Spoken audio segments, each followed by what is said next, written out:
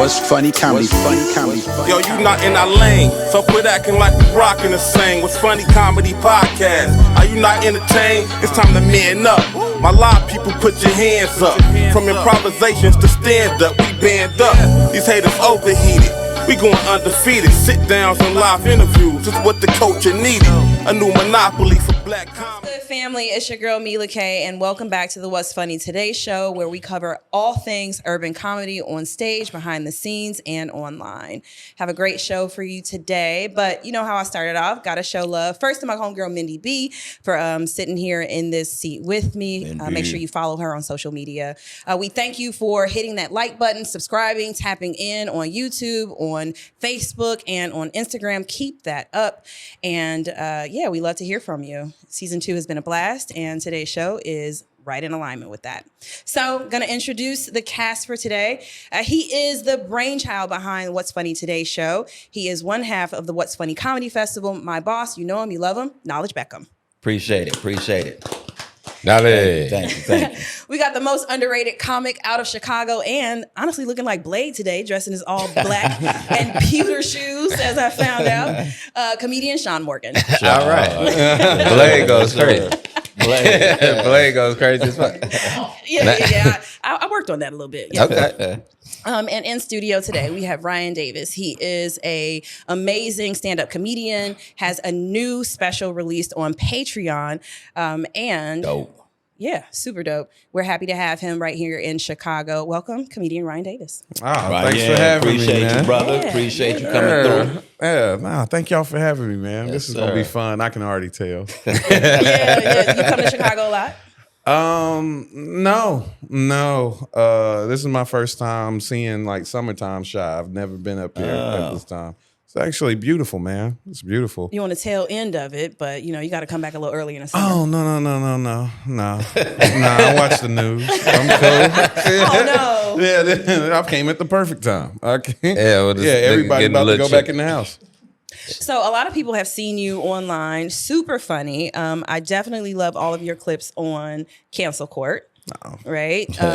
Your Instagram goes crazy. How's it been for you kind of transitioning from stand-up comedian, viral sensation, all of your success? What's that been like for you? It's weird because I didn't necessarily want it. I wanted to be behind the scenes. I'm very introverted. So I wanted to write for others. I wanted to create for others. But people, Sean will tell you this, people do not like to collaborate if they don't see the value in it immediately. If it's, how is this supposed to help me? Well, we can build it together. Nah, holler at me when you build it. That part. And then once you build it, they like, I got some ideas. And then by that time, I'm resentful. I was like, nah, I got it. I'm by myself. I'm straight. So that's what it ended up being. But I was so camera shy for forever. So it's still kind of like weird. I don't do well with fame.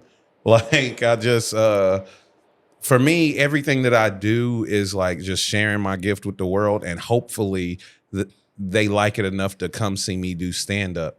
And then after that, I just go back in the house. It's not really, it's not really my thing. I'm so introverted. It's not even funny. Bro, salute to you because you actually saying that.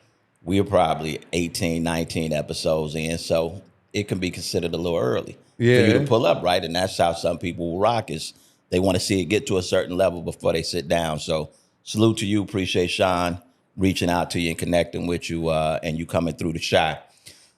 Chicago has been known for producing some of the best comedians in the game. I know that you're at the Schaumburg Improv, which you could probably get in some Chicago, but have you ever performed like in the city, Chicago theater? My comedy special that's out, Underrated, shot at the House of Blues in Chicago. Oh, wow. Yep. Wow. Yep. So with that being said, what do you think about Chicago audience? We always say that we gotta, they've had so much comedy over the years. That's why I did it there. If I was going to introduce myself, that was the idea. If I'm going to introduce myself to the world via stand-up, I wanted to do it in the hardest place to do it. The place that they've seen funny. Right, for sure, That's the for one sure. thing that, you come up here and do comedy. People done been to 1,000 comedy shows. A lot of depending on that, and especially if you're in the age range of my fan base. My fan base is typically older than me. So when I did my special, I was like, I knew I was going to be in front of people that have seen a lot of comedy. And if I could show to these people that I'm really like that, then it'll translate to the rest of the world. That was really my idea. Because a lot of people see me as a social media comedian, whatever that means, and then because for me, if you don't do the stage, you're not a comedian. So right. I don't know how you're a social media comedian. you're a comedian, though you ain't. Right. Yeah, if you don't get on stage, you a nigga on social media, which is cool. Right. Yeah, which is cool. People don't like when I say that, but whatever. So I just wanted to. I felt like Chicago is a great proving ground. If you can't really do it at a high level here, you probably ain't where you think you are. Any Chicago comedians that you truly kind of rock with, you got a relationship with, you kind of talk to on a regular basis? Ooh. Outside of Sean? Yeah, me and Dion are cool. Anytime I reach out to D-Ray, he picks up the phone. Lil Rel, me and Rel are cool. Rodney Perry. Yeah. Yeah. So because he's Atlanta based, Yep. I forget that he's Chicago. Yeah, but can't. So if I don't think of you right now, it's because I met you somewhere else. And I'm not thinking, you know what I mean? Like Just Niche, T Murph. Right. Yeah. It's a lot that come out of Chicago. You know what I mean? Tony. Huh? Tony Baker? Yeah. That's what I'm saying. And so I don't necessarily, right now my brain isn't working to go. Right. But Chicago has, the reason I was able to name so many, because most of the dope black comedians that's working right now from Chicago, Chicago's kind of running it right now. It's Chicago and Atlanta. A lot of other places are claimed to be doing whatever, but you just look at the numbers, it ain't close. Right. Sean, you where you represent, like Tony Baker, was he doing comedy in Chicago before he moved to LA? That I don't personally know Tony. Okay. I know that a lot of seated Chicago comedians have vouched. So, like, I don't know him. Okay. But I've seen him say he's from here as well. So in comedy, it's weird. It could be weird because I'm from Chicago. I'm Chicago true and true. Right. But I didn't start here. Right. I started in San Diego and LA. I forgot. You know what I'm saying? I forgot. Damon Williams. I know you. Yeah. Damon Williams. Damon Williams is also a comedian from Chicago. Had me out there performing at Martha's Vineyard. Oh, yeah. Great guy, man. Yeah. Great guy. Yeah. It's a good guy to know, man. Super good dude. Absolutely. Yeah. Go ahead. I forgot what the hell I was saying. That shit was so funny. You talking about like where? Yeah. So I mean, if he's from here, and he started somewhere else, in essence, he's still a Chicago comedian because his roots are here. I don't think it's necessarily where you start, because if that's the case, that would mean I'm an LA comedian. Yeah, but then you've invested significant time in Chicago, so that's kind of shaped. Yeah, but you said comedy, where you're right? from, right? So Well, if I'm from Chicago, what you represent. Yeah. No, so like it's just like if I'm like Ludacris was born here or whatever, close Champaign, to here. Yeah. So he's still Atlanta, you know, but he was from here technically. You know what I'm saying? So it's a weird dynamic. I guess that's the best way. But you say he's from Atlanta, though, right? Well, he says not he's from Atlanta. He's not. He says he's from Atlanta. If you that's where ask he me, got I'll it. say he's So from I'm here. gonna jump in right here because we could even have this conversation about Soulja Boy, right? Because he's born here, raised in another state. Well, I that love means he's from Chicago. Chicagoans, man. we could get into this, but No, but I'm saying if you can't be from more than one place. But I'm laughing. I'm from my mother's vagina. But I'm laughing. I can't be though. from another vagina. I'm laughing because Sean was trying to make a point. The Chicagoans killed me with this. He was like, like I'm saying, I did comedy in LA, but you know, I'm from Chicago. Like Ludacris, he can be from Chicago. Champagne. Real quick. Chicagoans do not let you ever say Chicago if it's not Chicago. Hey, man. The viewers don't know the difference, bro. You gotta let We try to clean Chicagoans do not. You gotta be real close. You gotta be Cal Park. Doing the Chicago Improv now. It's Schaumburg Improv.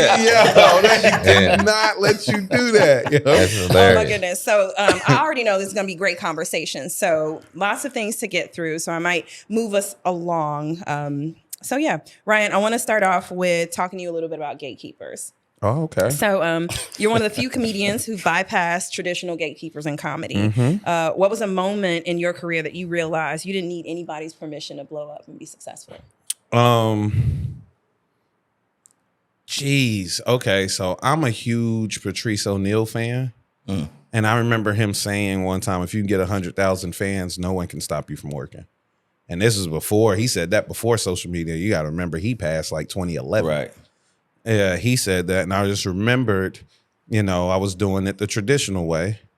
And then I was... When you say traditional, I'm going to let you finish, but also, what does that mean?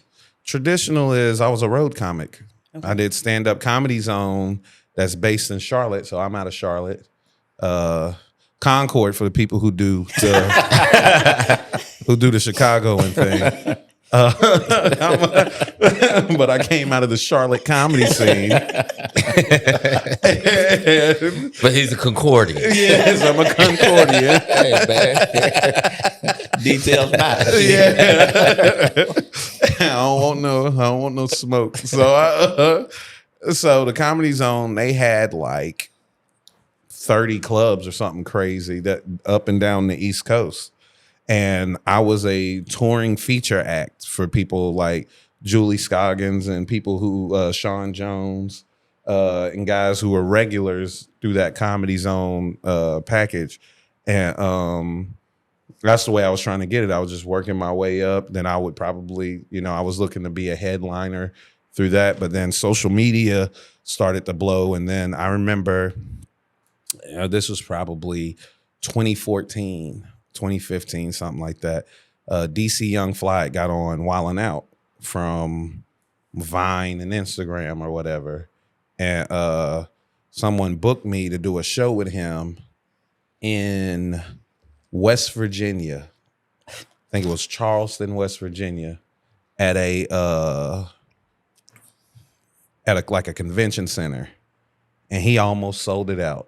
Damn. Wow. And I was like, bro, you do stand up? He's like, I'm getting into it. I was like, oh my God. Right. Oh my God. You mean I can go on the internet and people, without knowing if I could do it at all, will just show up? I was like, bet. Now I started cranking out videos back to back to back to back to back. And in 2016, I gained 1 million followers in a year. And yeah, I went viral 75 times in that year. It's 52 weeks in a year to give you an idea. Damn, Yeah, like how hard I was grinding. And then that's how I got it. And then when I saw, and this was the crazy part, didn't need the machine, but it's ingrained in us that we do. So as soon as I gained my 1 million followers, I got managers, agents, and all of that. And I was like, boom, they gonna do the thing for me. They do not do the thing for you. Yeah. They do not do the thing for you. If you build it, they will come. Shout out to Roy Wood Jr., though, because he kept trying to instill that in me. I was like, I got to move to New York, move to LA. He was like, bro, you keep doing what you doing. They got to come get you. They got to come get you. Say you live there. They not going to try to prove it. Right. Just Except if it's Chicago. Yeah. Chicago. No. Work But when you're working, because he was like, if you're making enough money to where you can fly at the drop of a hat, right, who's to say you don't live there? Right. Did you have any early career like cosigns from celebrity comics? It was always weird. The OGs saw it fast. Like I was getting shout out from like Samore, Lavelle, D.L. Hughley. It was always that. I never got it from the tier right above me. It was always like the kings and queens. So if anybody was like my age, 5 years older, 10 years older, they didn't say nothing. I was always getting it from people I watched on TV when I was like 8. That was the people, but they saw it. They didn't have. There's something about my generation and the generation before it where it feels like it almost kills these niggas to tell somebody that they like somebody. I don't know what that is. And they don't dislike you and they don't treat you bad whenever they see you or nothing. But it's something about taking the time to being like, hey guys, this person I think is really dope. They don't do it. And then I was like, well, I'll do it. I started making lists of comics I thought were dope. Comedians started getting mad at me. They started critiquing my list. I was like, hey, nigga, you make a list. You make your own list. No, but I'm not even saying these are, I ain't say these are the only good comics. Right. I didn't say if you don't like these people I like. I was like, I think these people are dope. They'd be like, oh, so I can't make the list. Nigga, I'm not. Right. This ain't the Grammys, nigga. I don't choose. Nobody won nothing from me. He's shouting out. So it became, now I was like, wow, we live in a generation where niggas will attack you for celebrating other people. So I'm like, maybe they knew that and maybe that's why they didn't. Maybe they tried to help people before and then it turns into other people going, well, why don't you help me? What about this person? What about that person? I don't know what it is, but it's like, you know, once people make you feel uncomfortable for celebrating others, you be like, it ain't even worth the time to do it. Wow. Right. Sean, are you careful with how you lift up the up and coming generation of comics? Do you kind of watch how you honor people publicly, who you co-sign on? I kind of always was a douche when it came to that. So if you were funny, you knew you were funny because I talked to you. If you wasn't funny, I didn't talk to you. Can't let it rub off on you. That was always what people just knew. So if I came out, like people are trained to know that. If I come out on a weekend, it's because I think you're funny. If you call me and ask me to come out on the weekend and I don't come out, it's because I don't think you're funny. So I never had to say yay or nay because people kind of knew. Your presence. You know what I mean? Enough. Like if I'm there and I'm talking to you or we in a certain and that's where a lot of people thought I was arrogant because I really felt like bombing was contagious. So I didn't really want to be around niggas that bomb consistently because I was like, eventually this shit gonna rub off. It's just like everything else. If you around drug dealers, eventually you gonna want to sell drugs. I'm not as bad as Sean. If you're around niggas that get booed, you're gonna be like, hey, maybe I should get some of these booze. I can be around dudes that bomb with no problem. I cannot. You just can't touch me. Don't get off the stage and try to shake my hand with all that bomb juice on you. Hey, brother. You'll get them next time. Don't ask me how you did. You was out there. Bro, I hate that. They do it all the time. Oh my God. How do you feel about myself? You were there. What you think, man? You know what I think. I think you were there. You were there. Yeah. Ryan, when is the last time that you bombed? It was within the first 2-3 years of me doing it. I really bombed one time. Now I'll do a bomb on purpose just to get out of that fear of failure. So you set yourself up? No, I don't do it often. I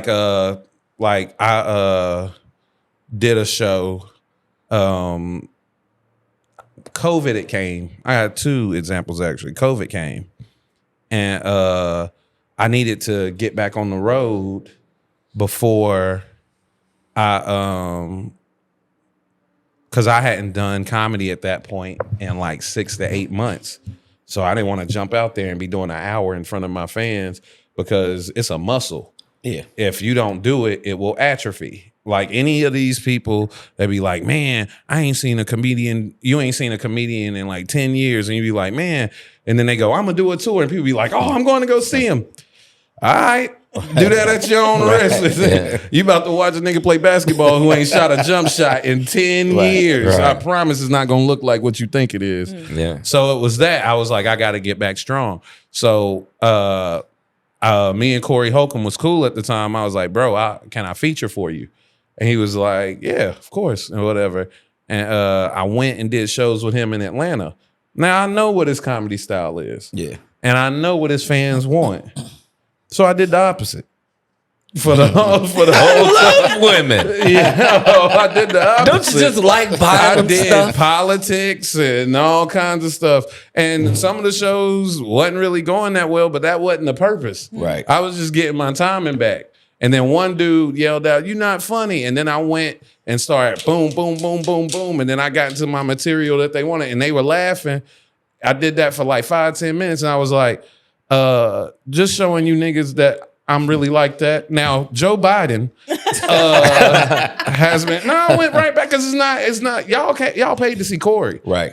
Y'all, this is a warm up for me, nigga. I got people that actually care about the shit I talk about. I got to work on this stuff. Right. And one time, my girl Jess Hilarious came to Charlotte, and I did a guest spot for her, and I knew what her fans wanted to hear, so I did the complete opposite, just to see. I just wanted to see if I could get people who don't want to hear this to laugh at it. But so, it ain't even like bombing, but I know I'm not going to do as well as I could. So I'm purposely doing that. But the time I bombed, I was trying. I was trying like nobody's business, nigga. I was up there hurt. And when you bombing, because there's no laughter, what would normally be a 20-minute set is now a 10-minute set. Because nobody laughed, you go to the next joke. You have to go to the next. You got to go to the next joke. You can't do this shit. I was 14 minutes in. I had done all my material in 14 minutes. Yeah, your bottle of water still full. You ain't got no sip break. No sip break. And I was just like, I'm looking at the promoter. He in the back with the flashlight. I'm like, save me, nigga. Save me. I ain't got nothing. When niggas start having full conversation, man, I'm on stage and I can hear a nigga go, what you doing after this? That's funny as hell. Now, people don't understand booing is way better than bombing. Yeah, because you can get something out of the boo. If you get booed, it's over.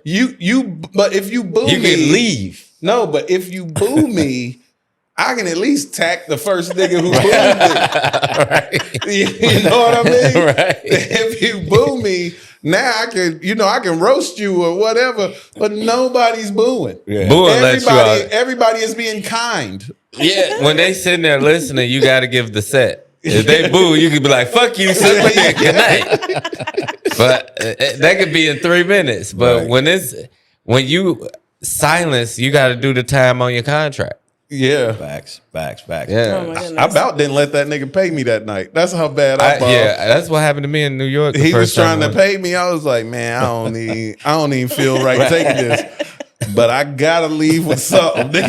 I'll take half of something, but I ain't even feel good. So, Knowledge, with the comedy festival, do you prepare comics for Chicago audiences? Like there's a bunch of them that are from here. Some of them have never performed here. Is there anything that the festival does to prepare them for the tough crowd that they're going to be met with? So I think it's hard to prepare them, right, unless you actually perform in front of them. But like Ryan, like Chicago has a reputation, right? So people know at the end of the day, Chicago. That's one of the reasons that comedians want to come play Chicago. We do have kind of an orientation call as well, because some people have never done festivals, right? I think one of the things I saw last year, you don't know who's in the audience, right? But you assume just another show, right? Just working class people, et cetera. But there could be an agent, manager. So you don't want to bullshit. You only got 8 minutes, right? So you should come with a tight 8. You've thought about what you're going to do, right? Not just say, you know what, I'm going to do this. You want super polished material. And I think I saw people last year that just did a set that they would have done kind of the bar. And it's like, yeah, you kind of missing the mark, right? Because that person that may have been able to help you here or introduce you here, whatever it might be, it's missed. And so we do a call with all of the folks that have been picked to just kind of talk about festival, what you should do, how you should kind of put your set together, that sort of thing. And so, but that's as much preparing as we can do. And then when you get to Chicago, there's still different spots, right? Different spots got different personalities, et cetera. And so we're mindful of that as well, because a lot of the people that are coming in, we ask for like, how long have you been doing comedy? Been doing it 3-4 years. We may not want to throw you in a lion's den of a spot that we have in Chicago that we know is going to be tough, because for them and in the audience, we don't want it to be a bombathon, right? At the end of the day too. And so, yeah, there's some definitely thought put behind that. But I wanted to go ahead. You got something? Well, I think that's one of the things I don't like about the Chicago comedy scene is that it's a lot of funny people here. Yeah. And I don't think the focus is on polishing your set like it should. I've gone to places like, because y'all got 1 million mics, and I've gone to places I was like, this person is really funny, but there is no structure. And I came from a place where we were all structure because they were teaching us how to work. That was the whole thing, to learn how to work so you can work cruises, so you can work, right? So you can be bookable, so you can do, you know what I mean, like company events and all of that stuff. So like, it's like if you watch basketball, it's like playing for Popovich, right? Right. That's how they taught us. We learned how to play ball. And then you come to Chicago and see niggas dunk from the free throw line. You be like, yo, you can do that in the game, nigga? Yo, ain't nobody doing backdoor cuts. Niggas is crossing the net. And it's exciting. But then when it comes time, like you said, where it's like, hey, you got your 8-minute set, your polished 8-minute set, they be like, man, we street ball over here. And then I'm like, you can't do like that. The N1 tournament. Yeah, you can't do that. That's the only knock that I've ever had on like Chicago and Atlanta. Funniest people in the world. And then when it's time to do like a TV set or a festival set, you be like, oh, because a lot of times they don't know. You got to hand in a script. That's right. If you doing like TV or something like that, you got to know your jokes to the point where you can hand in a script for closed caption. Yeah, and things of that nature. They be like, nah, man, I just, I'm gonna do my thing. No, nigga, you need to know your set verbatim. Yeah. Right. And I don't know what it is, but I've seen in Chicago and Atlanta, they do not be prepared for that. They can ball, right, but they do not do structure. What do you think about that, Sean? I kind of agree. Yeah. Because even with me, there's been misconceptions. Like people will call me and be like, "Hey, Sean, can you be clean?" And it's like, I'm one who got jokes, bro. I did 5 seasons of Comedy View. You couldn't cuss on that shit, bro. Right. So I do think that that's the thing, because when people even reach out, even with me, they will ask, "Am I able to do certain shit?" Now, at this phase in my career, I choose not to. Because I just don't like to be that cognitive anymore of what I'm saying. I just kind of want to go with whatever I'm feeling. But that doesn't mean that I don't have the capability of doing that. But I do know that there are people that I've seen. And I'm shorting it, but urban and mainstream is very relevant here. Whereas to an LA or somebody or New York, it's not. You will see white people and black comedians kind of mixing a little bit different, because funny is funny. But we kind of have a very divisive circuit because of that reason. Most niggas can't cross over. They don't have that set. So I want to jump in here and bring it back to Ryan. And thank you all for that. You have gone viral and got a lot of followers and traction by bringing some truth into your comedy, talking about things that, are a bit polarizing. On your rise, have you been concerned with like losing your core Black audience? Has that been something that you've thought about? I've lost audiences all the time. People love to tell me, I used to like that nigga, man, before he said. But the thing is, the problem with just the industry today is parasocial relationships, right? You said parasocial? Yeah. I'm loving your vocabulary. Yeah, niggas want us to be friends. So when they see you on social media, because that's where all their friends are, if they follow you and and they comment on stuff and you comment back, now they not a fan of yours. You a nigga they know in their mind, right? So soon as I say something they don't like, they feel like they argued with a nigga that they know. Or they can tell you some shit like you friends. Oh, they can tell you some shit like they friends.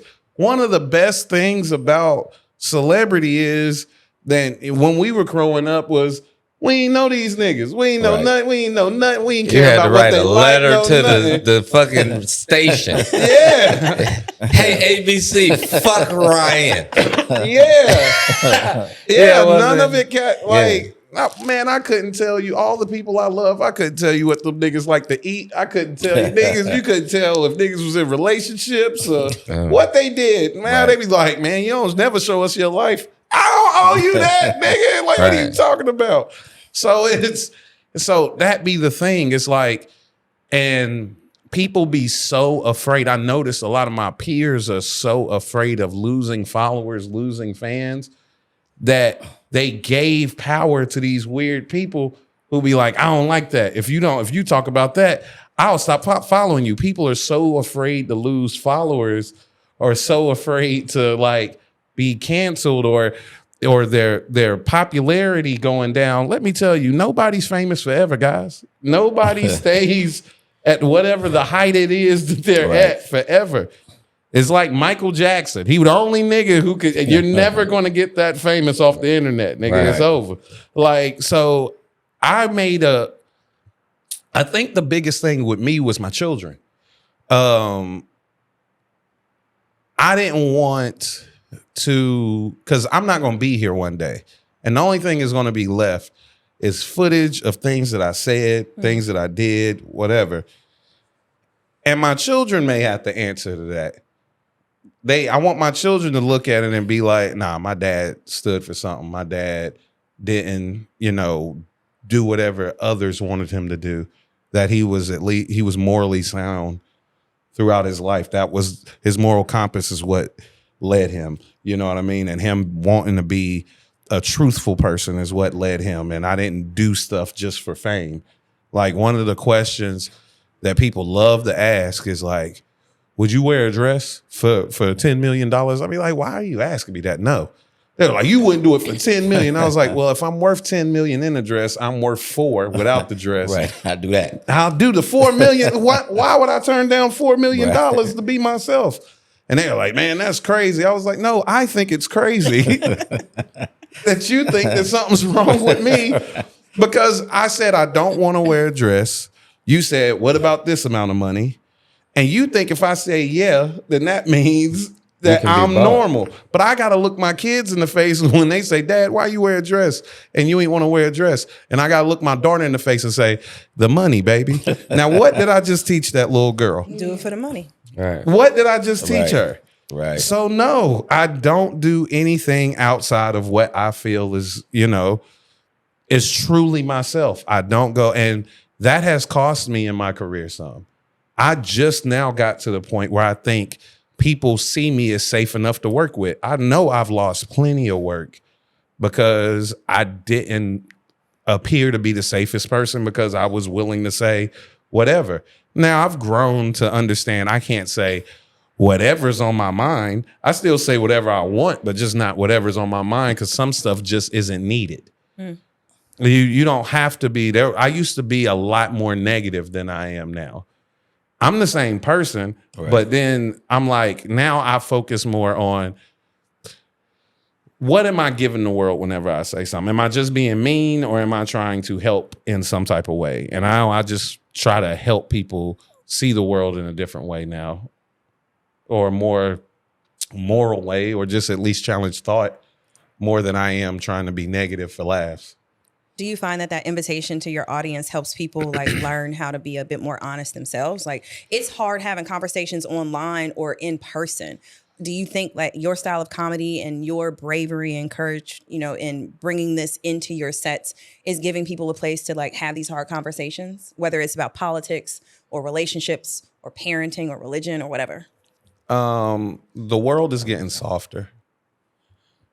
So I think I'm trying to do the world a service, but people don't like being uncomfortable. There was a time where if something made you uncomfortable, maybe like you ain't got to consume it. Just move on. Now people want to be able to stop you whenever you're saying something that makes them feel bad. Yeah, I don't like that. All right, watch somebody else. Nah, I don't want to watch that. I want to get a team of people to come here and say, I want to get as many people as I can to come here and harass you until you stop. That's people are just really soft nowadays, and everybody wants, nobody's in the audience anymore. Everybody want to be on stage. Yeah. Everybody wants the opportunity to be seen by, most of the time when a troll comes in your comment section to say something, it's because you got a lot of eyeballs in your comment section. If they had popularity, they would never come over there. Right. They would just do it on their page. But that's the thing. Everybody is attention seeking the whole time. And it's like, so it just, me being honest about stuff, and I hope that I'll influence people. I think the comedians that come up after me, you'll see it with them, but with the general public, more people want to be popular. They want their moment, their viral moment. People want these things more than they want to actually emulate the honesty, I believe. But I could be wrong. I hope I'm wrong. I hope that years later, there's this honesty and conversation going around the world, and they be like, man, why were you like this? And they be like, Ryan Davis really was like that. That would be awesome for me. Nice. Yeah, that would be awesome. I feel like a lot of comedians have said Sean has been influential in lots of different ways, and I do want to kind of bring you in. Can you talk a little bit about, from your perspective, you're a pretty intelligent comic, right? Like your structure, the conversations that you have, it is thought-provoking. Sometimes it is polarizing. Where do you see urban comedy being valuable, using more intellectual comedy in a way that, brings our audiences to a place of just moving away from, sex jokes and low-hanging fruit? Right. Well, as of recently, my aim has been to cancel culture. Right. So the sets that I have done recently, just to take it back, when I lost the special on Showtime, because they told me don't do a gay joke that I used to do, right?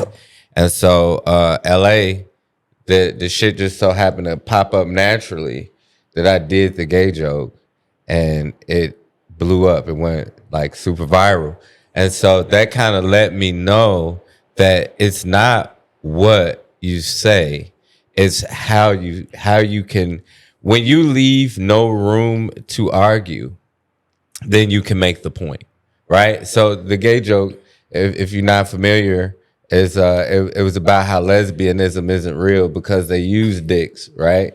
But they just don't like our personalities. And so then I go into how men don't have strap-on vaginas over their assholes. Or be like, hey, get the rubber titties. I love them titties. Put them titties on. Like that, you know what I mean? So once you take I can argue out of that space, no one could argue with what I said, because it's men don't put vaginas over their assholes. So I just learned that when you are speaking on something, you have to speak on it in a way that you squeeze all the arguing out of it. It just has to be firm in what you're saying, because if you leave a kernel of doubt, it's just like the relationship joke that I do. And men got mad at me because I was like, yo, men love women. Women love men for how the man makes her feel. They don't give a fuck about the nigga. But if you buy her flowers and make her feel good, your relationship lasts. If you buy her shit to make her nice and want to fuck you and do all that, it's about how you make her feel. It has nothing to do with you as a person. So I had a nigga that was like, oh, no, that's not true. And even women are cap and be like, that's not true. And I'm like, listen, as a man, you got to have one or two things, dick or money. And if you ain't got no money, you got to have the dick to keep her quiet about money. That's it. There's no, and people, that's not true. Okay, well, I'll tell you a woman who doesn't exist. A woman that's taking terrible dick and her bills are behind. You will never meet her. No woman is going to just take. No woman is going to just take trash dick because this guy's a generally good person, and he's not a provider either. She just taking bad dick and no groceries. Like, so when you can take the argument out of shit, like that's not true. That is very true because I can present people to you that ain't even people.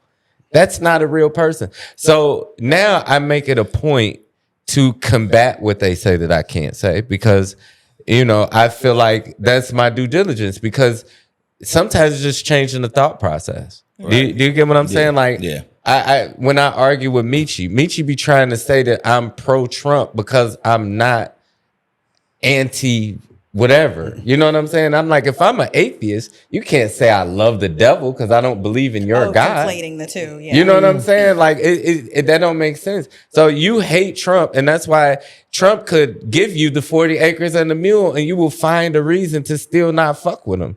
But you fuck with other people who played in your face by twerking in major events and doing shit that was bananas. That shit was crazy. But black people, we have this crazy shit. No, it ain't even emotional, bro. It don't even make sense. Like, and I hate to turn it here, but I'm gonna do it really quick. I promise. So we just had an incident where a black dude was killed in his car, and it was live. It was on Facebook Live, right? Right. Yeah. Niggas was actually, if you look at the comments, excusing him for dying because his chain wasn't real. Like, well, he shouldn't have had that fake ass chain on, or whatever. And it's like, we the only people that don't get the game. If I'm playing Bulls versus Lakers, who do I expect? If I'm down by a point, you know what I'm saying? Or I'm up a point, I expect them to shoot the ball and try to beat me. I don't expect passing the ball to my own teammate and he run down court and hit a layup for them and put them up one. Right. But this is what we do as niggas every day. We look at the other team and don't understand we're supposed to be doing this shit against them, not with them. So you just justified a nigga being killed for his chain, but then if a white person, a cop or anything shoot you, you instantly get mad. Yeah. We just don't think. But that's what I said, emotional. Yeah. I truly believe that if Trump said, all right, I'm going to give these monkeys their reparation. Come get your monkey check by going to the bank and say, yeah, I'm one of them monkeys. Let me get my money. It's so many niggas is going to be on the internet like, I wish you, it's a lot of niggas going to be like, I wish you would go down there and get that money. Hey, tell me your name. I'm going to go down and get my check and your check. And what for you? He thought I was a monkey before he gave me the check, nigga. So now I'm a broke monkey. I don't get his, respect yourself. They don't respect you, nigga. Like, what are you talking about? Exactly what I be having the arguments with niggas. Like, you are voting for two people who don't give a fuck about you. Right. You are the chess club person voting for prom king. These motherfuckers have ignored you all 4 years. All right. Now they give you a button. Now they give you a button and you're happy. Let me jump real quick. Ryan, you said something earlier, man, about the year. I think it was 2016 when you gained like 1 million followers. Yeah. How'd you jump? Had you already kind of had some familiarity of how to work the internet, or how did you get the blueprint? I'm a nerd.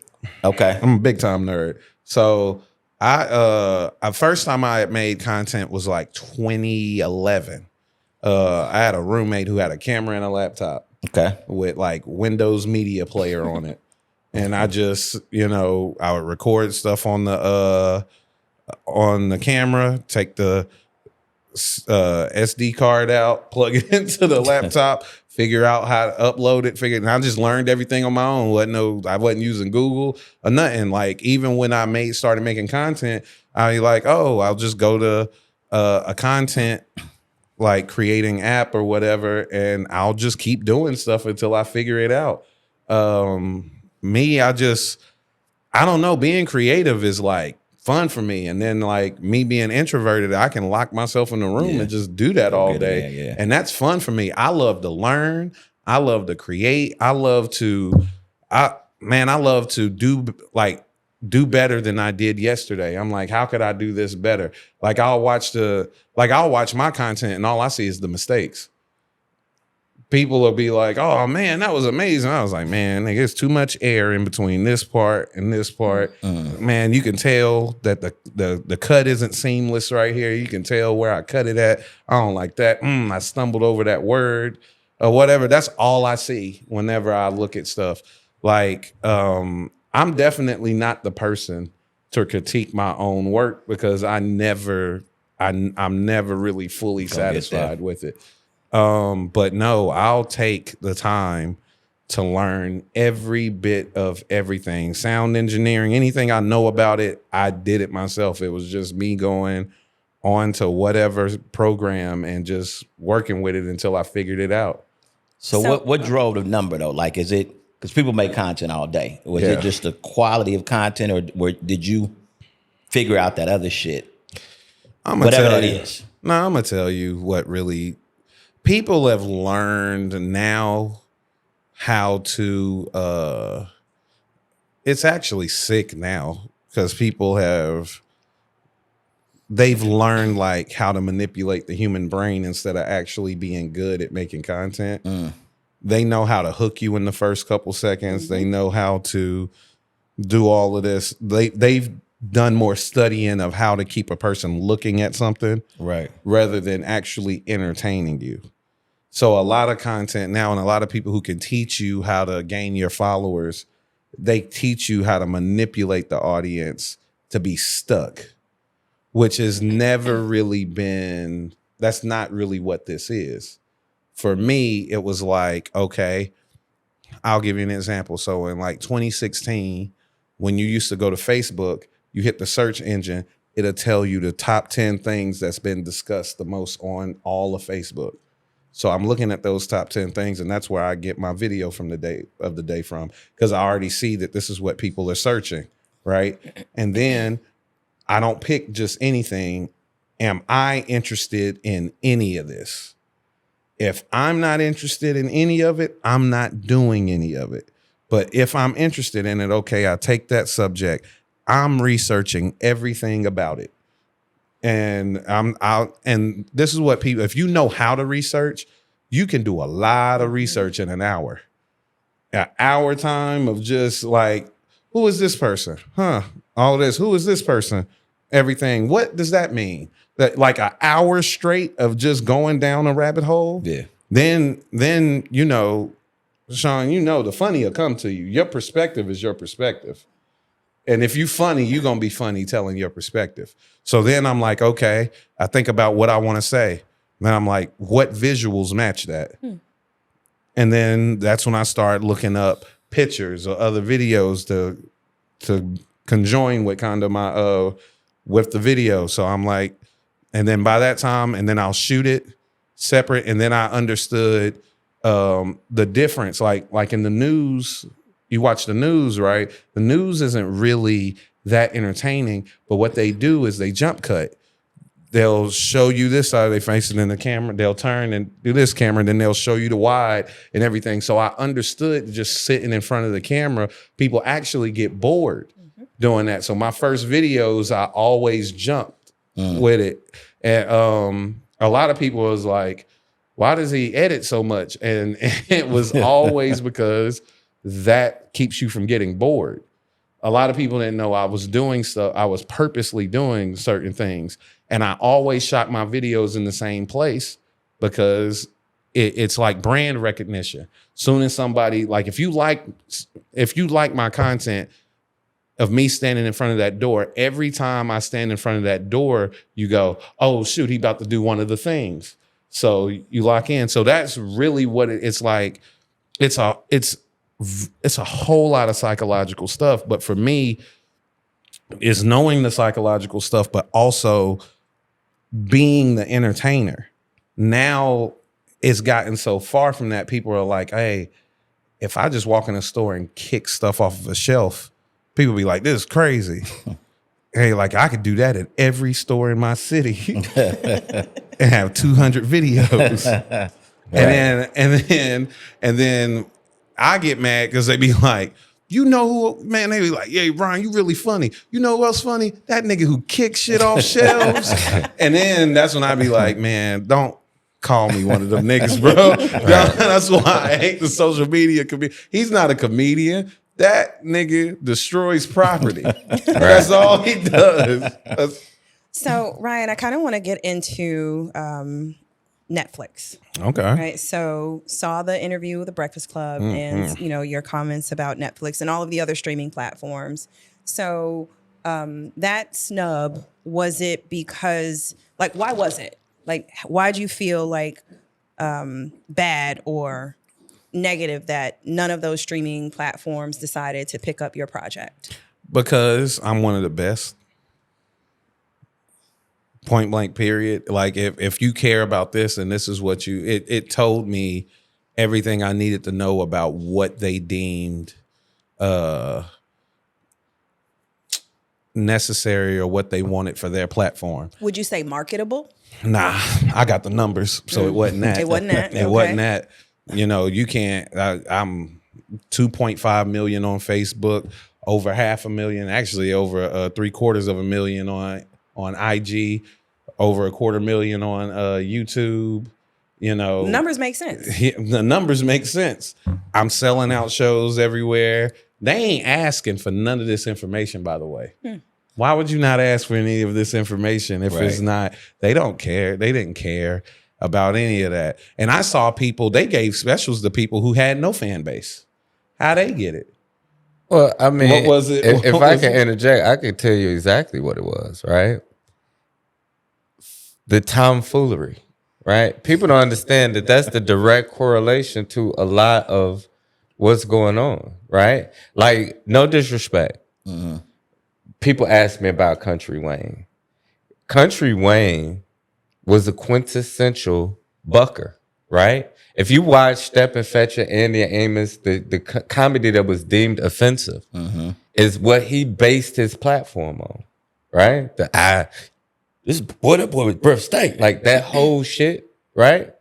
So it makes sense that they would be like, let's get this guy a Netflix special.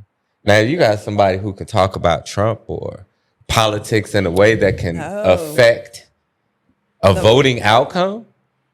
That's a threat. We don't want people to hear that. We want people to watch this bucket. Look at him. Isn't he cute? Look at his eyes. Look at how he can make them big like that.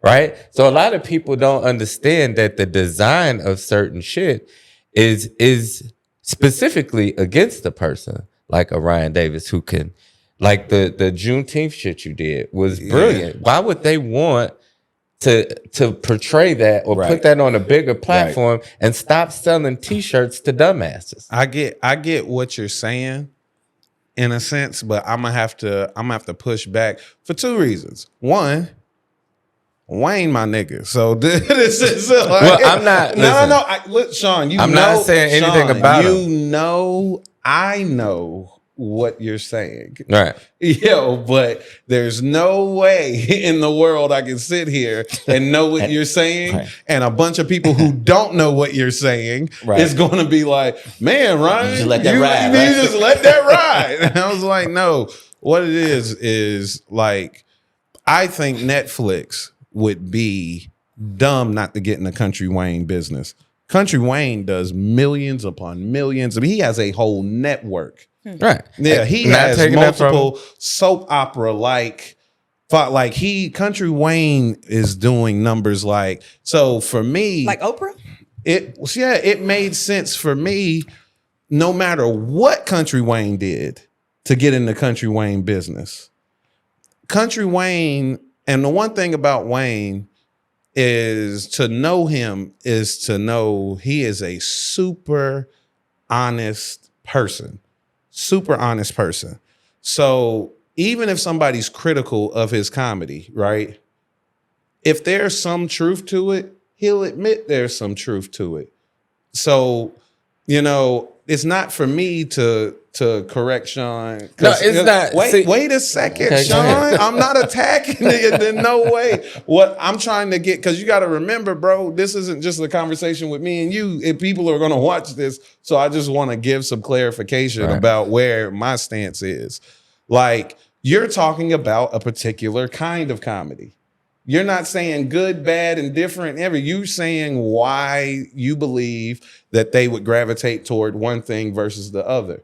What I'm saying is because there are some people who are going to, instead of try to understand what it is that you're saying, is going to be like, it was a diss or something. No, it's not. And that's what I'm trying to say. I know so this. Can I say this? Yeah. So Martin Luther King, Malcolm X, both of them had Black people's freedom at heart, right? Mm-hmm. One said, hey, take whatever they doing, turn the other cheek, don't do nothing. The other one said, hey, let's do this shit by any means necessary. They both have the same ideology, but they go about it differently, right? So in the scheme of things, what I'm saying is Country Wayne is more of the Martin Luther King, right? He's something that's not posably threatened to white people, right? He's that guy. Then you have a Ryan Davis, who is more like a Martin Luther King, a Malcolm X, because you can actually eloquently put things. Country Wayne has, in no disrespect to him, he's never said anything that I know politically or anything that you would even kind of go over there and do. So he's like the non-abrasive, non-whatever Negro. That's what I meant. I don't mean that he's anything bad, but if I had to pick somebody who can just be funny and do this, or somebody who can actually change how niggas think, I get that. I'm going to pick this person. I get that. And I'm going to let him get to this bag because it doesn't bother me. But that's what I'm saying. But that's what I'm saying. I don't want people to misconstrue what you're saying. That makes more sense to what you're saying, to where they could get it.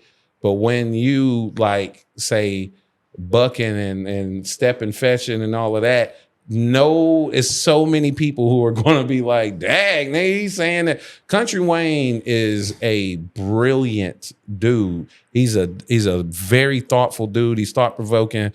And that's why I said me and him have honest conversations. He'll tell you that for a long time, he felt like his comedy was very simplistic because he was learning it, and he was trying, but he made an effort to get better at it and better at it and better at it and better at it. And even recently, he's saying that he's going to stop, doing stand-up because he felt like he's gotten everything out of it that he wanted to get out of it. And that's the thing. Me and him are just different. You know what I mean? It's just different. But like Country Wayne probably motivates people way more than I do. Country Wayne has a grasp of like showing people what it is to come from where he comes from, to elevate yourself. He's made other people lots of money by putting them in position of power. He's made it so he could run. Like, Country Wayne didn't just do for himself. He's done for many and has shown many, and he's made people turn their life over to God. He's made people. There's so many things that he's done that I've never been able to do or never will be able to do, that's so much more positive and actually is so much more bigger than comedy. Right. But I do comedy. Right. So I care about where comedy is. Everything evolves. Yeah. And I don't even know if he's aware of that. You know what I mean? Like, I'm an older cat. So I remember, but I'm telling you, the time in Jerry's. I remember the time in Jerry's that they can never show. Right? Yeah. Because of the mammies and shit like that. Yeah. So I go back far enough to remember where, like, it's just like the term nigga, right? We say nigga now. Yeah. But back then it was offensive. And it's the same thing. It's like even that brand of humor, the eye bucking and the shit like that. That was like the Sambo. That was that brand minstrel type shit. So now if you fast forward it, we're in a time when niggas say nigga. So that kind of comedy can evolve just the way that word has. So I'm not saying it in that way. I'm just saying I'm old enough to know what type of comedy that was. And I understood what you were saying. I got you, yeah. I understood what you were saying. But I was like, ain't no way they gonna know what you're saying. And they're gonna be like, you're gonna say he's cooning more or less. I didn't mean it to that. Right. No. I didn't say that. He but didn't the way say that. That's how they're gonna viewers and listeners. Because this is something I learned too. Because me and you love comedy.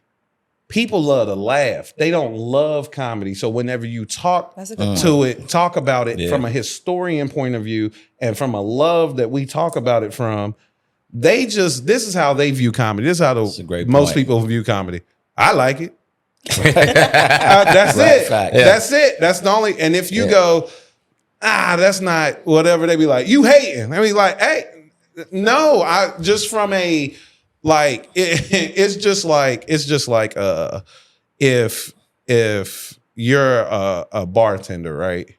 And somebody like this drink is really popular, you drink it, you're like, oh my God, that's awful. They be like, nigga, you a hater. You be like, nigga, that is the worst liquor. I whatever that is they putting in, that's gasoline. Right. That is gasoline. It's just like Jägermeister. Everybody hate black licorice, but to take a shot of Jaeger. Yeah, it's like that is pure gasoline in that glass.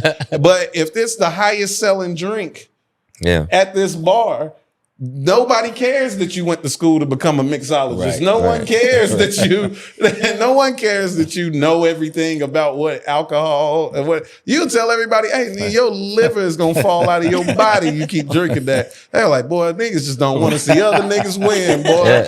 I want to quickly ask, like, so do you all feel like Netflix is a kingmaker? Like, is that the pinnacle of a comedian's career? No. I mean, Tiffany Haddish gave 18 people. Tiffany Haddish gave 18 people specials. You know what I'm saying? And it did nothing. So I think that's why I don't fight for Netflix and different shit like that, because it can make you and it cannot make you at the same time. You want to know why I wanted Netflix? Please. Reach. You said the reach. Because I believe I'm undeniable. I didn't want Netflix to stamp me. I wanted your audience. I wanted your reach. I wanted... Because I believe if 5 million people watch it, I got 2 million new fans. Mm-hmm. I really believe that. I wanted the reach. And I'm like, y'all are saying y'all care about it. Y'all saying y'all are the premier place. Y'all are the ones. Because Netflix, this is the problem I have with entertainment in general. It's commerce ruins everything. It ruins everything. Man, it's so Netflix, people don't remember some of the biggest acts in the world, like Sebastian Maniscalco and Tom Segura, and like they were not even selling out clubs in America. Netflix, because Netflix was like, we're going to put good comedy, the best comedy we could find, on our platform. And these guys blew up the platform in the comedy space. And as soon as they got to be the height, they were like, who can we pay $20 million to do a special or whatever? They went and got Ellen off a TV show. She ain't been touring, no nothing. They were just grabbing people. Right. They threw $70 million at Eddie Murphy. Eddie Murphy's like, I don't even want to do comedy. $70 million. It's a million niggas that want to do comedy. Why you want to get the one nigga that don't want to do it? Out, because it became, if we can get him to do it, we know we'll get a bunch of subscriptions. That's more money. If you make quality, people will stay. That's why Orange is the New Black was driving Netflix the way it is, because it was just good. We didn't know none of the people on that show for real. It was just good. But somehow, some way, every time, like Fox was made by black people. Martin, Living Single, New York Undercover, all of it. It's like you put these good things on, they start making money, and they go, and the next thing they go, as soon as they make money, they go, how can we get more white people? Yeah. They don't care. They don't care about whether it's good or not or anything. They go, how can we get more people to watch it? And we live in a country that's like 60% white. So they're like, oh, we're gonna move to whatever they like so we can get more of them. And because we're like 13%, and they look at us like 13%, even though our 13% is 40 fucking million people, Right. They don't see it as 40 million people. They see it as 13%. Right. Yeah. Right. And so, and because like, and economically, we're on the bottom now. Like, man, the likelihood of them being a subscriber, being a subscriber, isn't very high. They ain't gonna do shit but share them passwords. Yeah, so they don't look toward us, and then we get lost in the sauce. And I believe no matter like all of my clips from my special that I put out went viral. That tells you everything you need to know about how good it was. These niggas saw the special and was like, can't do it. So let me ask you this. So with everything you're saying, which makes sense, you did the Netflix campaign, there's so many people at your level, higher and lower, that's watching your movement. When you, irregardless of why you're actually, the reach, we get that. But when comics look and they see the desire of wanting that Netflix special, aren't we kind of doing the same thing again, where it's taking our most talented and really elevating a platform? Like, you're giving the platform the power, where you're one who's actually figured out the internet shit. It takes longer, right, to get to where you want to get to. But is that where urban comedy, black comedy should be going anyway? It's like, how do we create these? No. But this is the thing, right? Black people be in competition all the time. If I said, hey, man, every black comedian right now, right? Give me $100 and I'm gonna produce a comedy special for the 3 best black comedians out there. It's gonna be high quality, the ones with the best set and everything, right? So we can uplift black comedy. It'll all go out on YouTube. It's guaranteed to go viral because it's the best 3 we got. Right. There's gonna be a lot of niggas who be like, why should I give $100 for somebody else? If my $100 go into it, I should get the special. Why should you get the special? Nigga, you ain't do the work. Your set is trash. The people do not find value in something that doesn't benefit them. Somehow we have gotten to a point where that has become the norm. When it wasn't that, we used to be happy to have our own stuff. Right. That's why BET worked. Right. That's why. But now, even BET, they shutting down the award shows because they don't even care about the consumer. They don't care about the consumer. It's like, who hot right now? When it was never that. It was that. If you won the award, it was because you had a great body of work. The great body of work was the only way that they were going to acknowledge you in any way. You could be as popular. Think about how popular MC Hammer was. Oh my God. Saw him in concert. My first concert. The most popular dude in the world. Yeah. He was dominating. But he didn't do it in a traditional way. It wasn't respected as much within the space. And we're like, nah, he not gonna win none of our awards. He gonna clean up at the American Music Awards, but he not gonna win none of ours because we were like, nah, man. If it's not true to what it is that we do, and none of us hate MC Hammer or nothing like that, but it's just that's not what this is. Mm-hmm. But now a Sexy Red can come along, and if they see it popular, they'll go, that's it. They're like, man, but why would you do that? That hurts our community. Nah, man, more people are looking at it. It can get us more money. We sold our souls, bro. Right. We did it everywhere. And man, capitalism murders art. Because people, I don't care how popular somebody is. I'd rather see a great body of work over anything. And I believe people still do. That's why that Clips album did so well. Because at the end of the day, you cannot beat great art. That's why Kendrick had the year that he had. At the end of the day, you can't beat great art. The whole him going back and forth with Drake was whatever you feel, did that. But at the very end of it, he dropped that GNX album, and you cannot argue with how good that GNX album is. And that's what made him able to do that tour. Him and SZA, because him and SZA were making good work. And at the end of the day, the cream is supposed to rise to the top. But capitalism has been in the way of that so much, where they just want to everybody is just trying to make money. There was a time, man, where music, if you was gonna make an album, you go open up that book, it was like 40 names in there of people who all came together to try to make this happen. Together, yeah. Now there's one nigga in his house with the same loops of beats and a microphone, nigga. He rapping and he was like, man, this is album of the year. I'm telling you, nigga, you don't even know how to do this for real. But he's like, man, but I got a lot of followers. And they'll be like, and then next thing you know, he performing. Yeah. He performing and I'm like, that's not, and then people wonder why the quality of music is going down. Nigga, I'm only 38 years old. I listen to music from the 70s. Still, because I have no choice. It was some of the last time that musicality was really a thing. Right. You go back, I would tell anybody to go listen to the Commodores, the Isley Brothers, anybody, and you'll hear real musicianship. Right. You know what I mean? Sly and the Family Stone, Kool and the Gang. You'll hear them niggas was getting down. That was it. Don't nobody even play instruments no more for real. So I want to turn the corner a bit as we, kind of wrap up.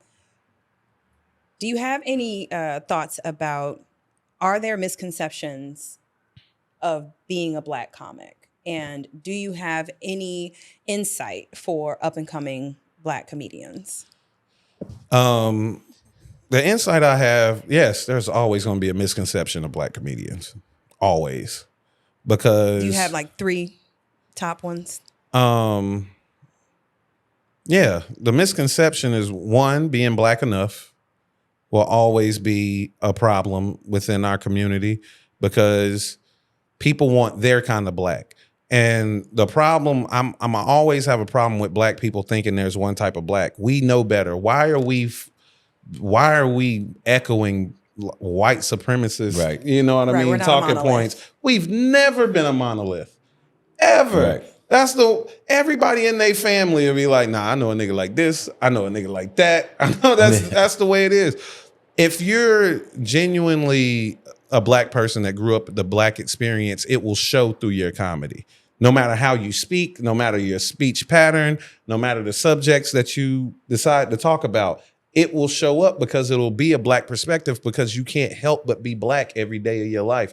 The one thing about America is they will remind you every day that you Black. Trust me, you don't get days off like that. Yep. If you get a day off, you ain't get a week. Somebody reminded you that you was Black this week. I promise you. So no matter what that comic's talking about, if it's going to be centered in the Black experience. That's what makes them a Black comic. But for some reason, there are people that they want because Black people have swagger. We make everything cool. We lead this country in we're the tastemakers, right? So because of that, there's a standard that we be holding each other to that we shouldn't be holding comics too. Comedians are not cool. You find a cool comedian, good for you, nigga. It's 3 of them. Most of these niggas is not cool for real. And they aren't supposed to be cool. They not supposed to be. The thing is, like, just give them a chance to see if it's your cup of tea. And if it's not, do not take the time to try to shit on them. Just go talk about the person you do like. Like if I put up a post right now that says, name me 3 comedians you like. And then I say, put another one, name 3 comedians you don't like. That don't like post is going to go viral. Nobody's going to hardly talk about who they like. And we have to change that. Our audience is somehow gravitated toward negativity in such a way that it's ruining everything. Yeah. So yeah, the Black comedian, if you don't seem like you come from the hood or you're not cool, or Black enough is always the thing. Like even if you talk politics, like Sean is saying, if he just has which is a very black perspective. You know, most black people are conservative, whether they want to believe it or not. Just not Republican. They're just not Republican, Right. but most black people are conservative. Deeply conservative. The most conservative people in the country. Man, can't nobody out church a black lady. What are you talking about? Like, that's why I'm like, what are you talking about? Black people are super conservative. But now if you sound conservative, they'll be like, oh, you come. I was like, what are you talking about? I sound like where I come from. Right. So now that's what I'm saying. It's like we've become an echo chamber for whiteness. That shit, yeah. Yeah, which is like crazy. Where it's like we are holding each other to what? Hey man, you can't be black unless you do this, which is this, yeah. And that's the shit they do. They the one who always try to pigeonhole us or whatever. They're like, they see us as thugs. Now we want to see us as thugs. What is wrong with you, nigga? You should be doing everything in your power not to look like we supposed to look like everything. Right. Man, if you see a black boy skateboarding down the sidewalk, high five that nigga. Because he is changed, because he's going to be part of your argument when they start doing the bullshit that they doing where they try to pigeonhole us. But for some reason, we have started echoing that, and that has leaked into comedy where they only want it to look one way. They only want it to be energetic. We've seen that before, where they only want it to be energetic. They only want you to act out, or they want you to buck your eyes, or they want you to, and it's just like, hey, or you try to get them to think, they get mad. Ain't nobody come here to think, oh, you didn't. Nigga, it's a nigga here crying. Yeah. Let him enjoy the show there. If that's not what, but for some reason, it's like Bernie Mac was amazing. Everybody ain't Bernie Mac. Bernie Mac was not the only black person to do comedy.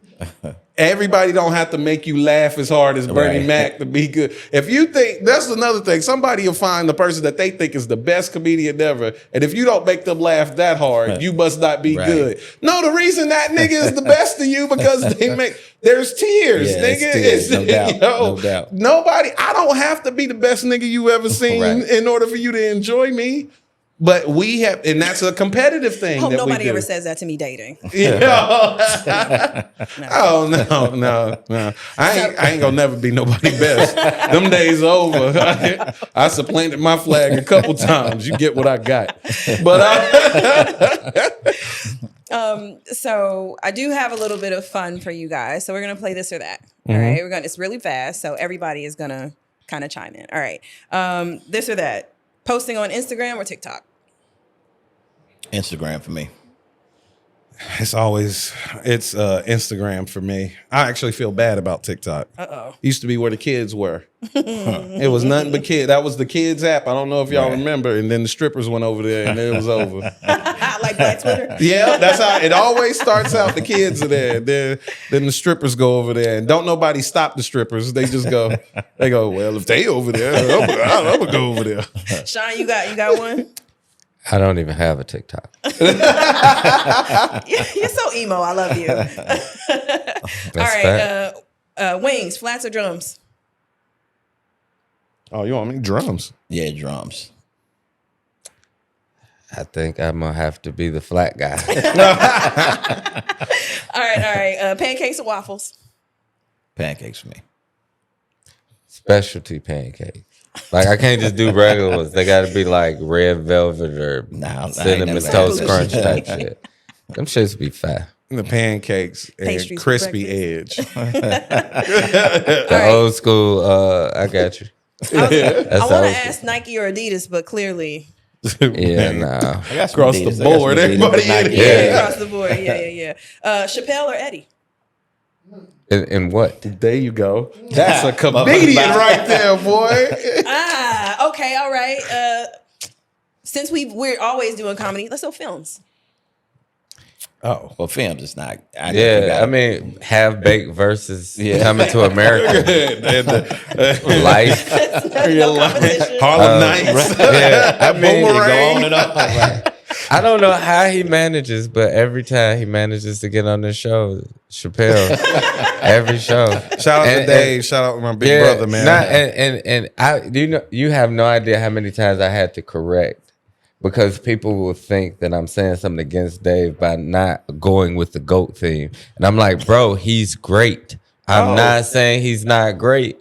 He's Carmelo. He's up there, nigga. Like he's there, nigga. But his shoe didn't sell like that. You know what I'm saying? Like, Y'all killing me with these basketball analogies. But okay, so I'll give it to you like this, right? In the grander scheme of things, think of it as a female, right? Chappelle would be a woman with a great face and either big titties and no ass or no titties and a big ass. I don't like this analogy either. He doesn't have. I hate this analogy. Let's move on. Well, you said something that you no, understand. I got you. It's like Rihanna, the Rihanna versus Beyonce conversation, right? I can understand that. Yeah. Right. If I go, Rihanna is the greatest ever, they be like, better than Beyonce? You don't know nothing about music. Well, Rihanna's catalog speaks to me more than Beyonce's, and then people will go, "Yeah, did you see that? Will you see that conversation? That nigga Ryan hate Beyonce." That's not what I said. That is not what I said. And I hate that people try to make that what I say. Dave Chappelle is great. I've said it 100 times. The Chappelle Show is one of the funniest things ever. When you say invented. nice things about people, no one cares. Like, but that is you are the quintessential. Well, people just don't like that I tell the truth. It's the delivery. Maybe it's the delivery. Maybe I'm gonna tell you why. You ain't even delivering it. Fucked up. You say everything with the same tone, but for some reason, when it's not as positive as people want it to be, they be like, Sean, hate that nigga, dog. You can see it. You can see it in his tone. It's the same tone he loved the nigga with. What are you talking about? I've noticed that. I was like, Sean, like me and him have great conversations, long conversations, because I'm like, we the same nigga. Right. He's brilliant. And I'm gonna tell you, I love a person who has a point of view, who can explain their point of view thoroughly without leaving anything up for interpretation. Yep. That's how you know it's a clear point of view. But for some reason, people will hear him say a whole paragraph, 150 words.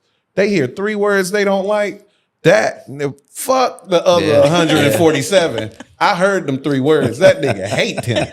He hate him. And I deal with that too. That's why I stay out the comment section as much as I used like to. even with the Country Wayne thing, doubling down on that. Yeah. I don't hate him.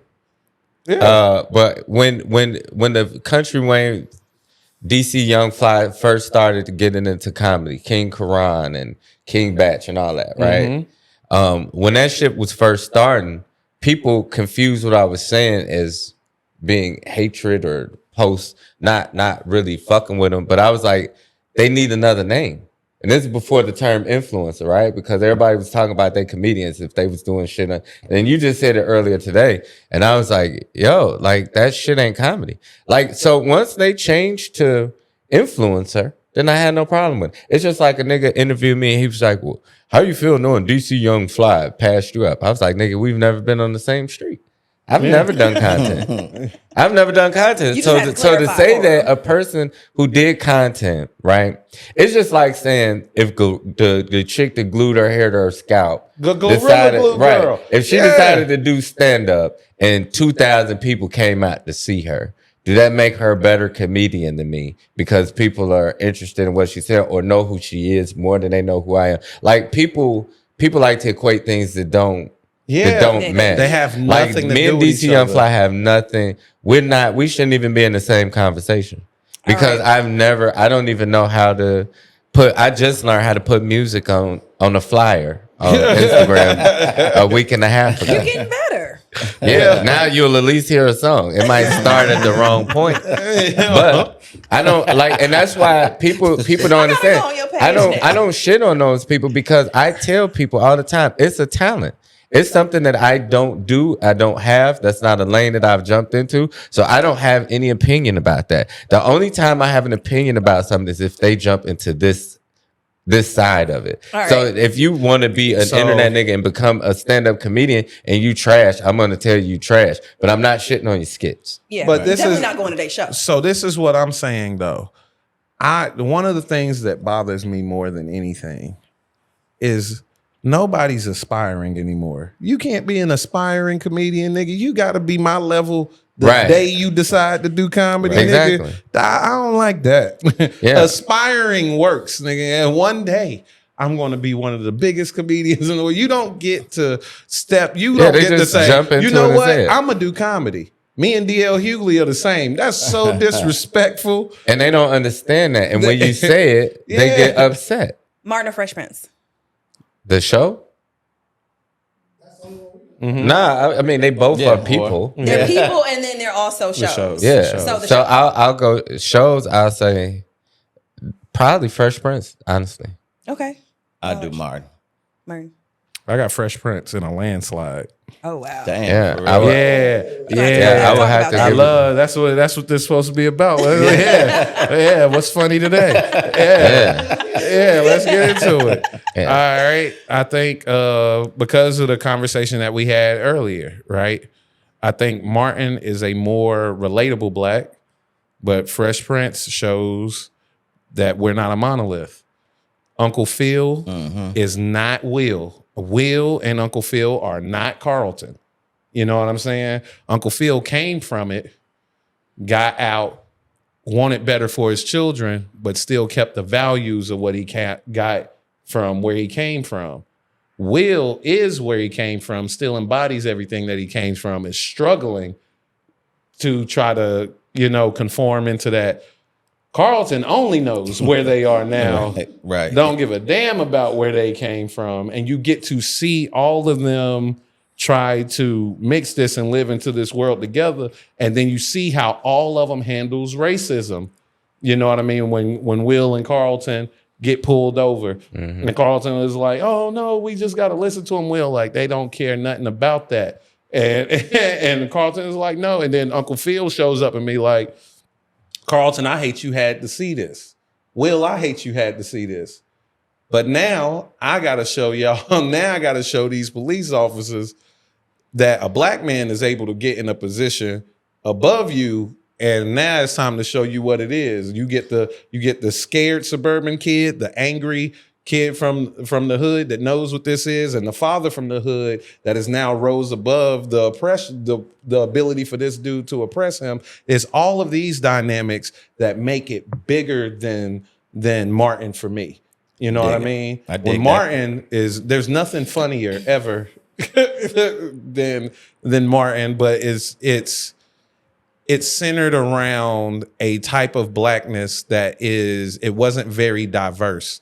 Gina was suburban and her parents were suburban in a sense, but you didn't see them as much. You lived it every day. You even saw like a black butler. Right. I mean, it was no real stories. If I got to get into that, that's why I got into that one story. The Fresh Prince had storylines. Yeah. Martin was him and his girl kicking it with their friends and just funny in the apartment. Well, I thought the storyline was him trying to make it, right? Like he had. But whether it was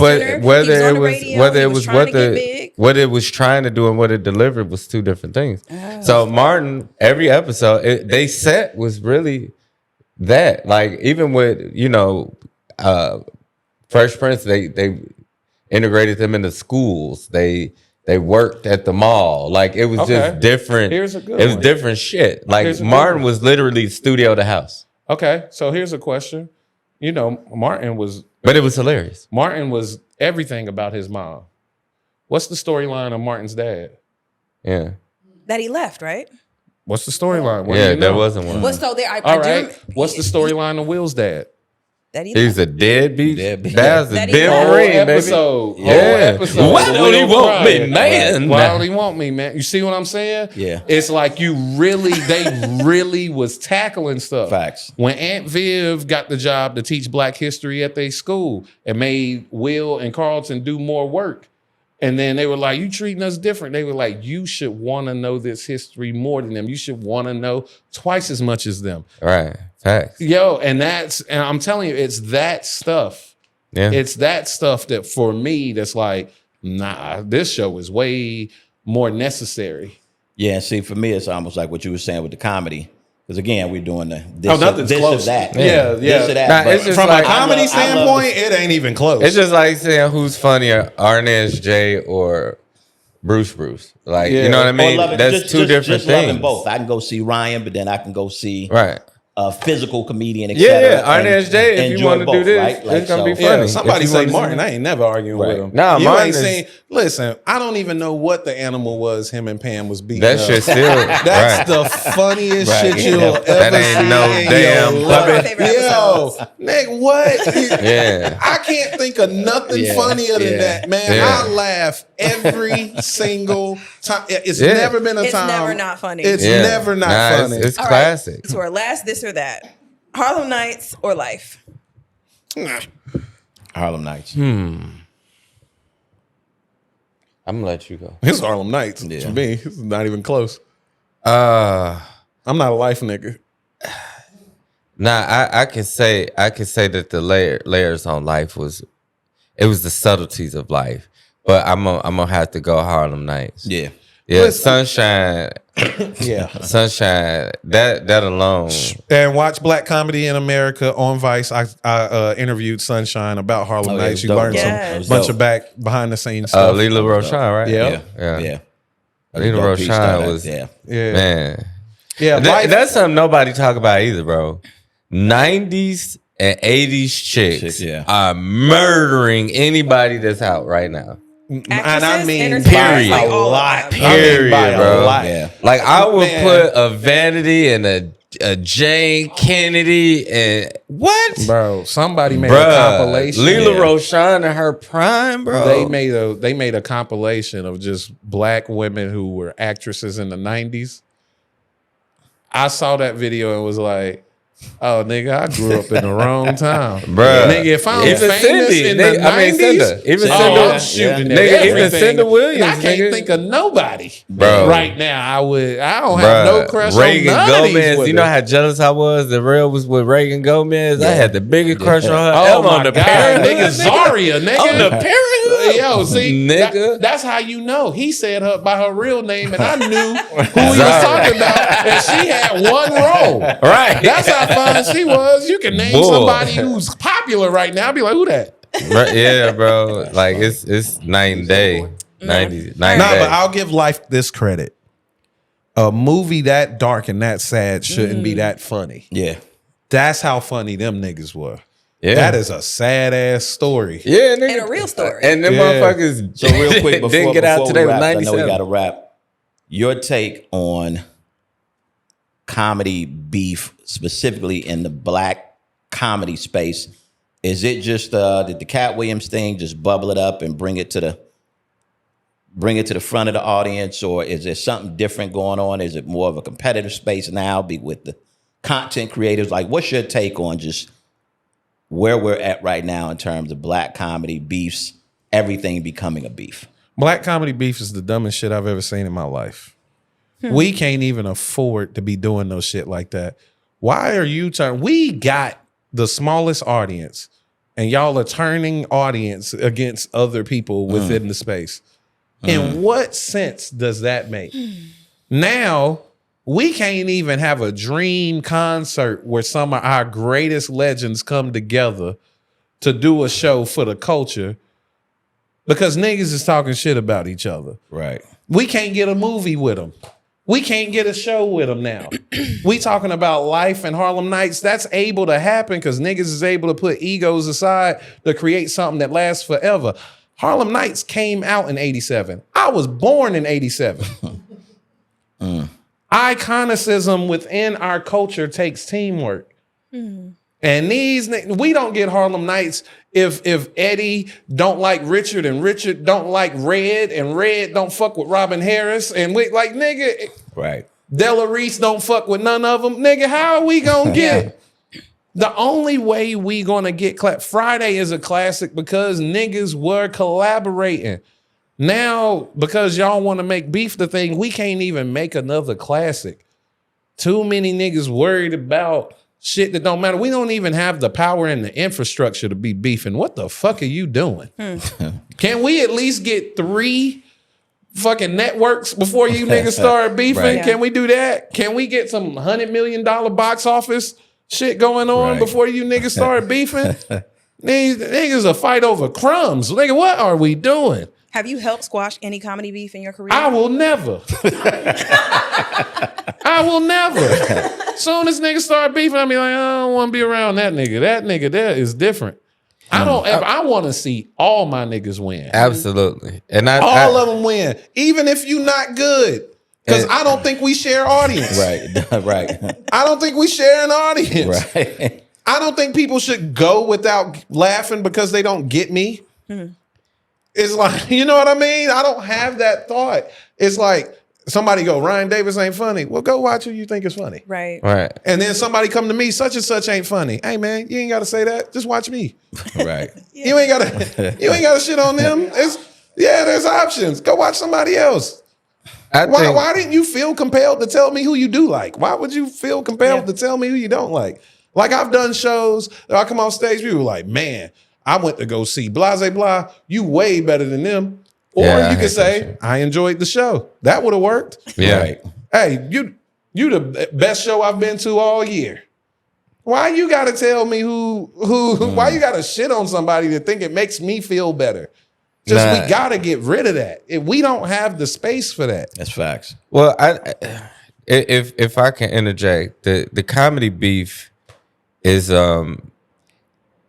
what Cat Williams' interview did to me or for me was expose something that did need the attention, right? Okay. People can feel how they wanted to feel about it, but like people didn't know what gatekeepers were, right? Mm-hmm. People didn't know what certain shit was like, and we've touched this before.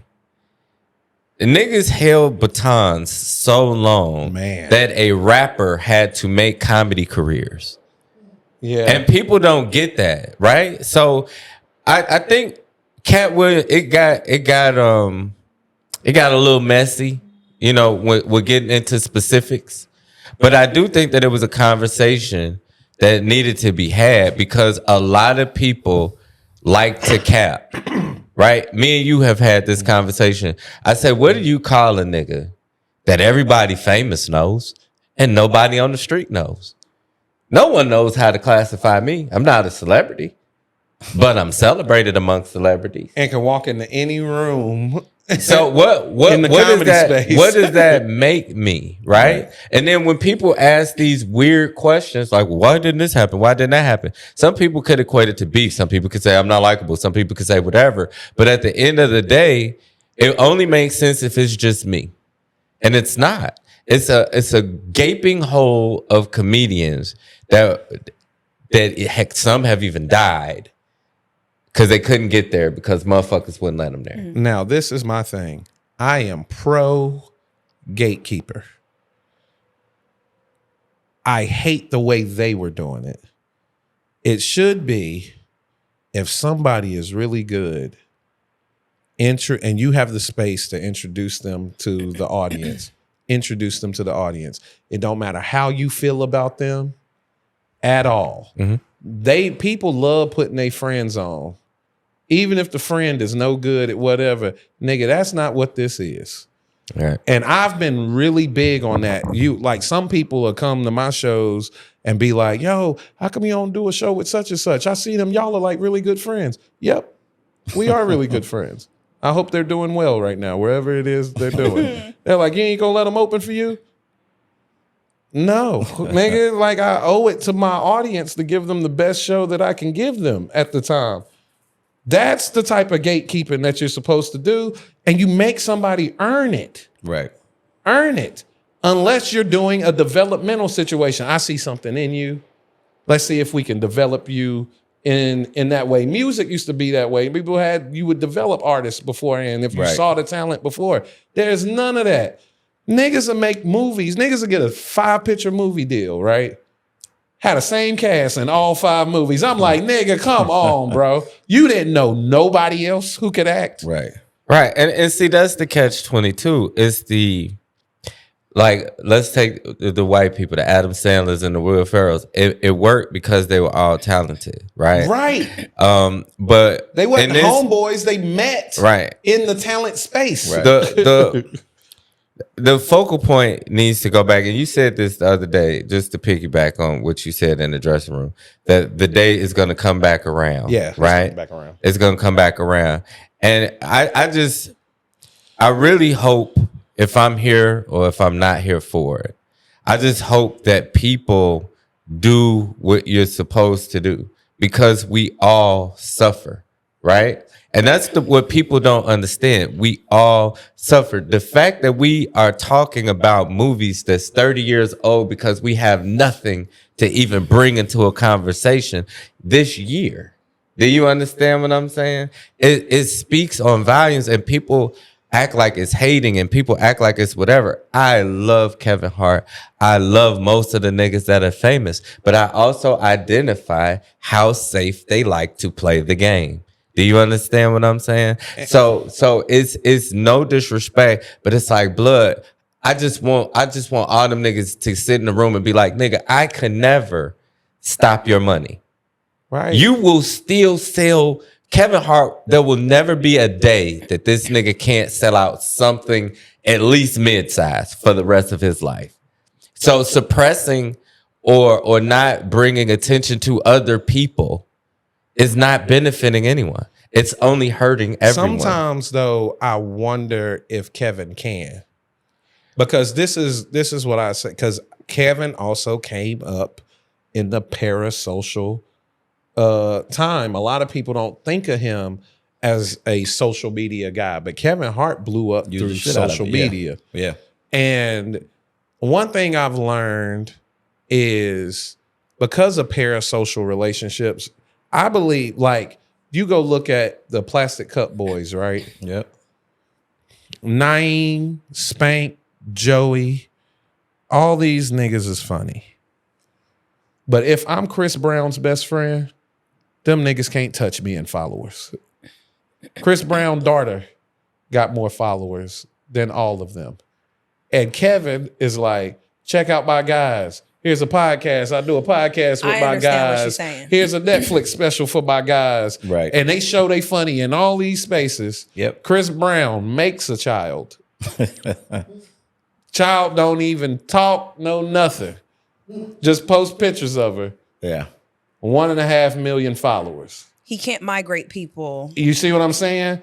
What makes people migrate to someone else? You don't get to choose it. Right. The problem comes when it's a lot of people who get to that position, and it's like, or like me being 38 years old, somebody comes with me like, Ryan, we got a movie deal for you. All right, it's a story about college kids, and I'm like, I'm gonna play the college kid. Nigga, get out the way, nigga. Go find the best one of us that is in the age range to play that part. Right. I grew up, once I became an adult man, Morris Chestnut played me my whole life. Me and that nigga is nowhere near the same age. I had to watch movie after movie after movie of this nigga playing somebody my age. Terrence Howard being somebody my age. They both older than my mom's. What is happening right now? Right. Where I'm just like, this isn't, you guys gotta stop. And both of them are amazing actors. They deserve everything they get. But something happened where the door slammed and it was just, these are the only niggas we get to see. Right. And I don't know what happened with that. And because the general public don't know shit, that's why you say I'm with you, where I'm glad that they got to hear about what gatekeeping looked like, is because they will tell people the talent just ain't there no more. Yeah. The talent, they'll really believe it. The talent just ain't there no more. Why? Because you keep seeing these niggas homeboys who can't do nothing, who ain't took a single class, ain't never done theater, ain't never done nothing, but they know this nigga. Right. And Ryan, thank you so much for joining us today on the What's Funny Today show.